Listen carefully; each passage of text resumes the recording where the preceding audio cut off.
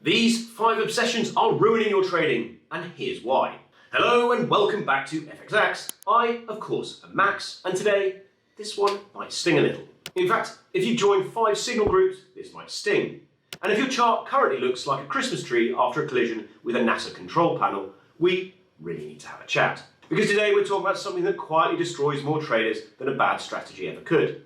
And that's obsession. Not discipline, not consistency. Obsession. The kind where you feel busy every waking minute, constantly checking charts, tweaking something, chasing other trade, yet somehow your account keeps heading in the opposite direction. So today we're chopping into 5 of the biggest culprits. Signal group addiction, overtrading, revenge trading, indicator addiction, and strategy hopping. More importantly, we're going to look at why your brain keeps pulling you back into these habits. It'll be a little bit of a roast, a little bit of therapy, and hopefully you'll save a few trading accounts along the way. Because right now, a lot of traders aren't really trading. They're just swinging an axe at every tree in the forest and wondering why they're running out of energy before anything has been chopped down. Let's start with signal groups, because this one is absolute chaos. You've got Telegram open, Discord open, WhatsApp buzzing every few minutes telling you to buy gold, sell euro dollar, and mortgage the family hamster, because this next trade is guaranteed. Before long, you're clicking positions like you're trying to beat the high score on an arcade machine. The problem is you're no longer analysing the market. You're outsourcing your thinking. You've handed your axe to 5 strangers and said, "You have a go. I'll deal with the consequences later." The trap is obvious once you see it. If the trade wins, you feel like a genius. If it loses, well, it's the signal provider's fault. Either way, you learn absolutely nothing. You're not building confidence, you're renting someone else's. And profitable traders don't do that forever. Eventually, you have to trust your own judgment, even if it means occasionally getting it wrong. Next comes overtrading, otherwise known as "there must be something here somewhere" syndrome. You open the charts intending to wait for a clean setup, but after 10 minutes your brain gets bored. Suddenly you're zooming in, changing timeframes and drawing lines that didn't exist 5 minutes ago, and convincing yourself that a tiny move on an obscure currency pair is a once-in-a-lifetime opportunity. It isn't. You're just impatient. Overtrading feels productive because you're constantly doing something, but activity isn't the same as progress. Every trade gives you a little dopamine hit, so you keep clicking. Not because the setup is good, but because your brain enjoys the feeling of being involved. The irony is that traders making consistent money are usually the most boring people in the room. They wait, they let the market come to them, and when the opportunity is right, they take one clean swing instead of hacking away at every branch they can find. So now let's talk about revenge trading, because this is where sensible decisions tend to leave the room. You take a loss, which is completely normal and simply part of trading, but your brain refuses to accept it. Instead, it treats the market like it's just insulted your family. Suddenly, it isn't about following your plan anymore. It's about getting your money back immediately. So you jump straight back in, usually with even more confidence than before, despite having even less reason to be. Maybe you nudge the lot size up because this one has to work, and the market owes you. Maybe you convince yourself you've spotted something you somehow missed 30 seconds ago. Before long, you're not trading the market, you're arguing with it. And that's about as useful as shouting at the weather because your barbecue got rained off.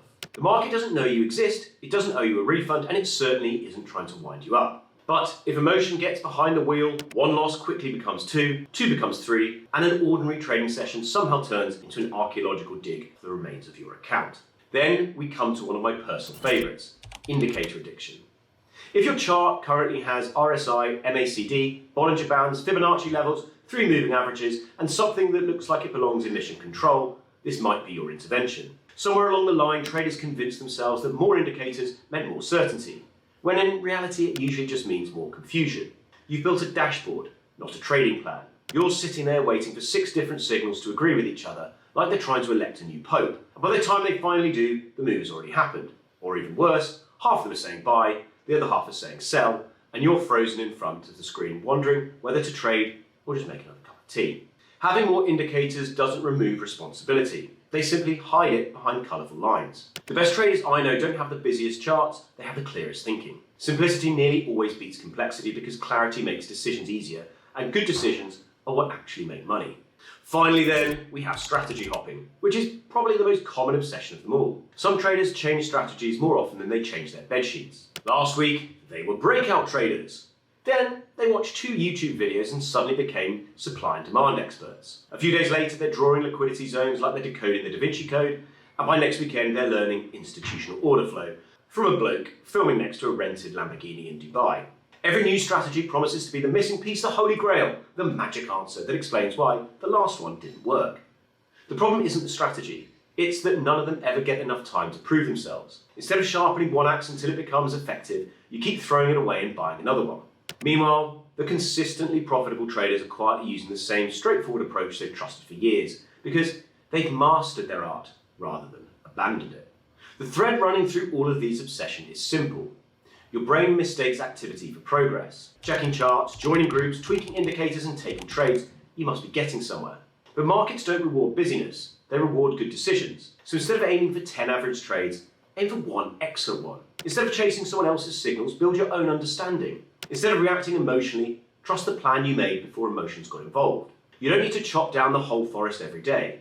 You just need one clean, well-placed swing repeated consistently over time. Trading isn't about being perfect, it's about becoming a little better with every decision you make.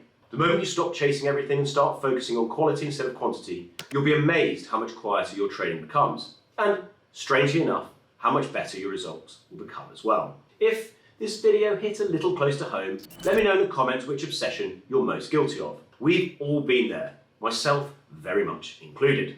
As always, stay sharp, trade smart, stop swinging at everything, and I'll see you here next time at the sharp end.